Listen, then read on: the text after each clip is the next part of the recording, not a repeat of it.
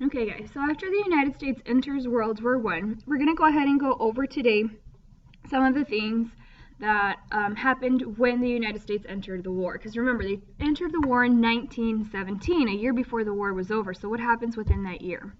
Well, one, we have to send troops over, and that's the American Expeditionary Force, and it was an order by President Wilson to send troops to Europe. Now, these guys are going to be led by John J. Pershing. John J. Pershing, again, he sounds familiar because he's the same guy that got sent into Mexico to look for Pancho Villa. Over 1 million Americans served, and only a quarter of them were killed. Well, not only, but a quarter of them were killed. That's 250,000 people. And no African Americans were allowed. Remember, we still have segregation in the United States where, you know, blacks and whites do not mingle or come together. So African Americans were not allowed in World War I. Now, the Battle of the Argonne Forest happened in northeast France on steep terrain, right? Steep is going to be like on a mountain, right? So it's going to be very difficult for you to actually make any kind of advances because of the terrain or the geography around there. It lasted a month and a half, and 1.2 million Americans were involved, and over 100,000 of them were either killed or wounded. And 3,400 of them received the Medal of Honor. And here you can see them in the forest actually fighting, okay? And then this is where it happened, in the northeastern part of France, the Verdun right here, right? And it's going to be along the border of Germany and France. So it's going to be 1, 2, 3, 4, 5 different battles along the Argonne Forest. Now, Alvin York was a conscientious objector. These are people who are against the war because of what they believe in or their faith, right? Against their religion.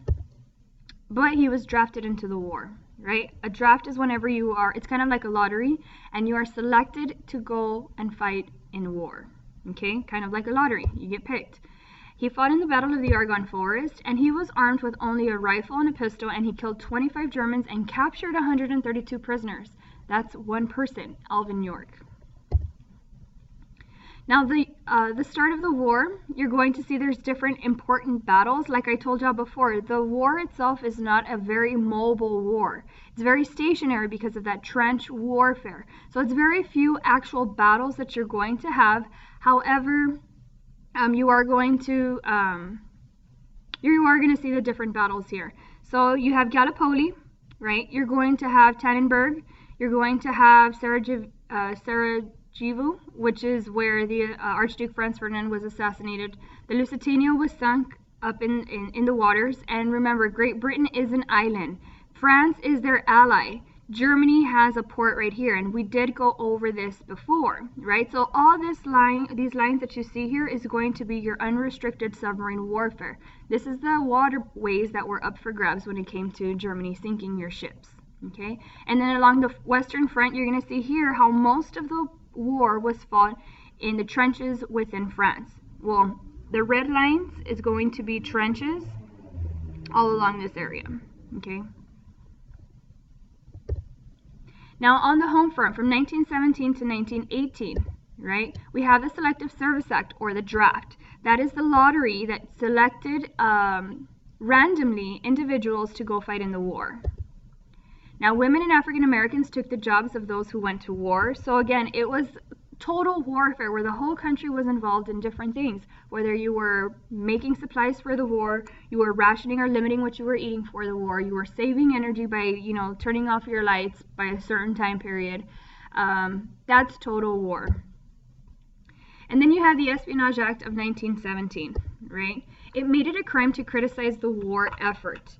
Now, I've told you before that during war, your rights, your liberties are going to be limited, right? Your rights are limited, and that's going to include your Bill of Rights, your First Amendment, your freedom of speech. So the Espionage Act of 1917 made it a crime to criticize the war.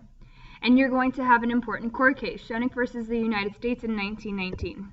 It says Charles Schoeneck was a member of the Socialist Party, and he was against the draft. And he is accused of distributing literature that encouraged men to resist the draft. Basically, these are pamphlets or brochures that told people to be against the draft. And he pleaded his First Amendment right, that he had the right to go against the government. But again, During war, your rights are limited. So here, the United States won because we did have the Espionage Act that you could not go against or criticize the government during World War I. This is not the first time we're going to see this. This isn't going to be the last time we're going to see this, right? If you have any questions, you let me know.